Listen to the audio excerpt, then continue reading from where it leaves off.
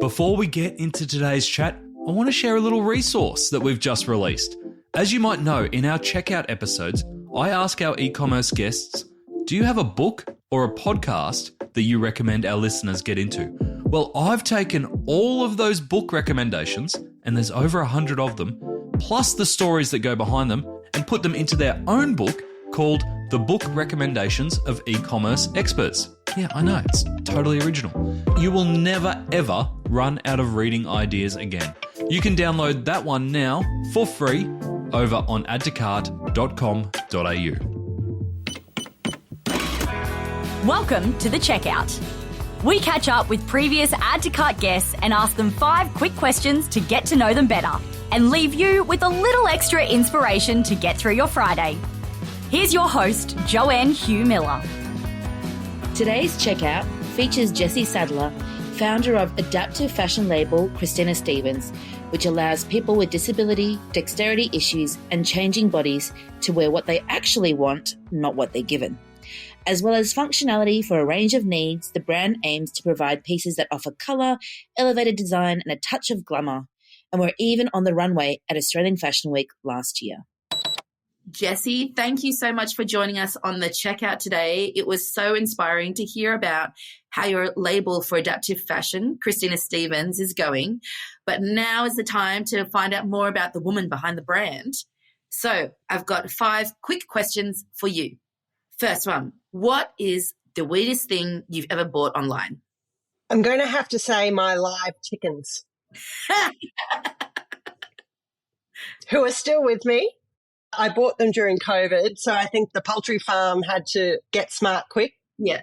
Yeah, I was able to buy live chooks online, and now they're our egg layers, so that's the weirdest thing. Who is your favourite retailer? My favourite fashion retailer is Wolf & Badger. I just love Northern European style fashion at the moment. It's quirky and a bit different.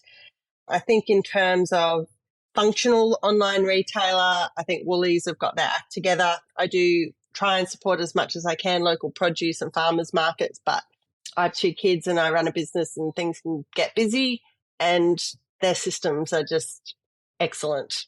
Their return systems, their customer service, their ordering. I hate going to the supermarket full stop. So if I can do my shopping with ease, 5 minutes on the couch in front of the telly, that just makes my day. What about adaptive fashion labels? Who do you think's really killing it there? Apart from Christina Stephens, of course. Apart from Christina Stephens. Look, Tommy Hilfiger is one of the first movers and international leaders in this space, and he has a very distinct style to his clothing, but in terms of distribution and getting it out there around the world, he's doing a great job for others to learn from and to follow. But I think Australia, like we talk to our international colleagues on a regular basis in Europe and the US, and Australia is certainly on the map in terms of our adaptive clothing initiatives and our labels. So that's something that we should be really proud of. And the girls that we showcased on the adaptive runway last year are a testament to that. I was really happy, besides the Candace turmoil that she caused herself, that Skims has introduced an adaptive lingerie line or underwear line, and I think that kind of Kardashian mainstream huge exposure for incorporating adaptive fashion is a really good thing for the category. Yeah, 100%. I completely agree. Which e-commerce practice do you wish was history? Shitty sizing guides and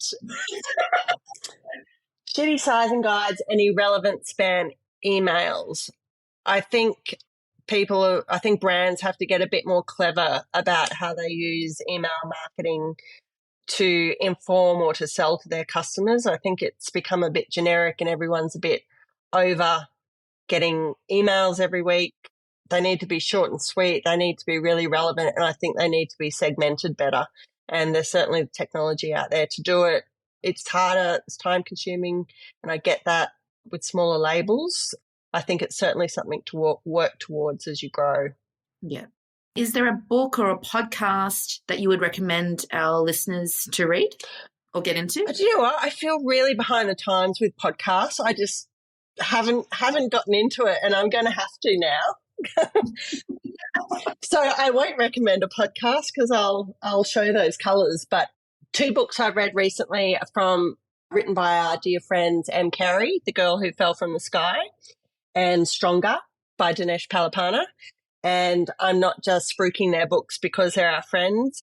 They give fabulous insights into the challenges, and it is the strength, the guts, the strong-mindedness and the determination that people with disability have to live a life. And those 2 are extraordinary. I give you that.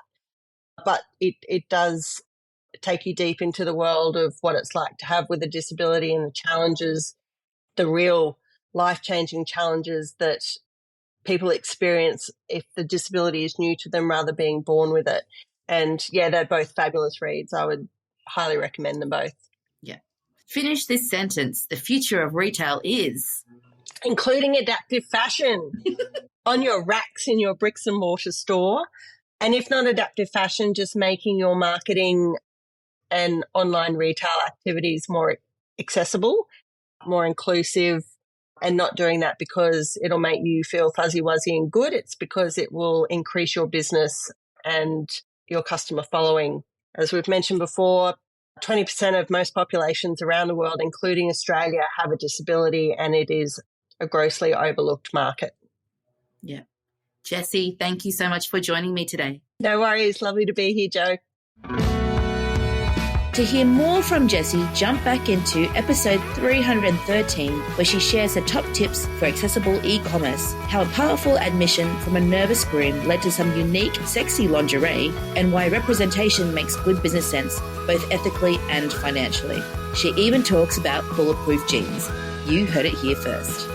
Thanks for listening, and until next time, keep adding to cart.